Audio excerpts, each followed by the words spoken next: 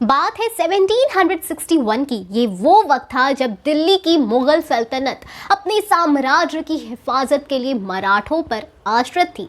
उत्तर भारत में मराठा सेना का दबदबा था, मुगलों का गोल्डन एज बीत चुका था और दिल्ली का तख्ते ताउस मराठों के भरोसे सांसें ले रहा था। ऐसे में अफगान लुटेरे अहमद शाह अब्दाली ने एक बार फिर हिंदुस्तान पर हमला कर दिया। पंजाब पर कब्जा करने के बाद उसने अपने कदम दिल्ली की ओर बढ़ा लिए। उसे रोकने की जिम्मेदारी एक बार फिर मराठा सरदारों के हवाले थी। मराठों ने अपने असाधारण सेनानी सदाशिवराव भाऊ के निगरानी में अब्दाली से दो दो हाथ करने के लिए कूच किया। उनका जन्म 4 अगस्त 1730 को हुआ था। उनकी उम्र कोई ज्यादा नहीं थी, उस वक्त महज 31 साल के थे। उनके साथ बालाजी बाजीराव पेशवा के सबसे बड़े बेटे विश्वास राव भी थे, जिनकी उम्र 20 साल की थी। विश्वास राव जो अगले पेशवा होने वाले थे, इस युद्ध में मारे गए और यहीं से जन्म लिया एक कहावत ने जो मराठी समाज का हमेशा के लिए हिस्सा बन गया। बाहुबली में भी अपने साम्राज्य के लिए युद्ध हुआ था, इसमें भी यही है और कहीं ना कहीं मेकर्स भी इतिहास के पन्ने पलटते हैं, तब जाके हर एक सीन के लिए उन्हें अपनी मूवी की स्टोरी मिल पाती है। तो हो सकता है कि सदाशिवराव का कैरेक्टर बाहुबली से मिलता जुलता हो बाहुबली 3 में।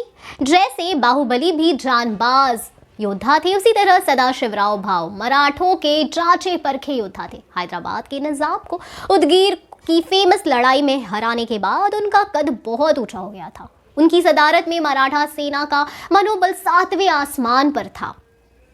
पानीपत में दोनों सेनाएं आमने सामने भिड़ी। एक भीषण युद्ध शुरू हुआ। मराठा सेना संख्या बल में कम थी, लेकिन अफगान सेना पर भारी पड़ रही थी। और फिर आया वो घातक लम्हा, विश्वास राव को गोली लग गई। वो मैदान में गिर पड़े। भाव विश्वास राव से बहुत ही प्रेम करते थे। जैसे ही उन्होंने उनको गिरते हुए देखा, मौके की नजाकत का ख्याल उनके जहन से निकल गया। वो अपने हाथी से उतरे और एक घोड़े पर सवार होकर दुश्मनों के बीच घुस गए, अंजाम की परवाह किए बगैर।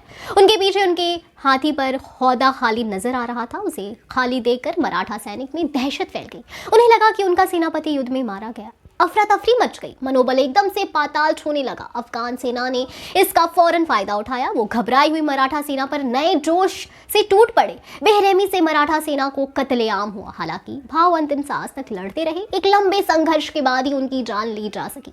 उनका बिना सिर वाला शरीर जंग के 3 दिन बाद लाशों के ढेर से बरामद हुआ। उनका पूरे रीति रिवाजों के साथ अंतिम संस्कार किया गया। अगले दिन उनका सिर भी बरामद किया गया। उसे एक अफगान सैनिक ने छुपा के रखा हुआ था। उसका भी अंतिम संस्कार हुआ और अस्थिया विसर्जन के लिए काशी ले जाई गई। बाहुबली 2 पहले पार्ट से लंबा था और इस बार बाहुबली 3 की कहानी अपने दोनों पार्ट से लंबी हो, ये तो पक्का है। एक ऐसी ही कहानी मेकर्स बाहुबली 3 में दिखा सकते हैं। तो आप कितने एक्साइटेड है बाहुबली 3 के लिए, बताएं हमें कमेंट सेक्शन में। हम फिर मिलेंगे एक नई वीडियो के साथ। तब तक खुश रहें एंड सेफ रहें। Thank you.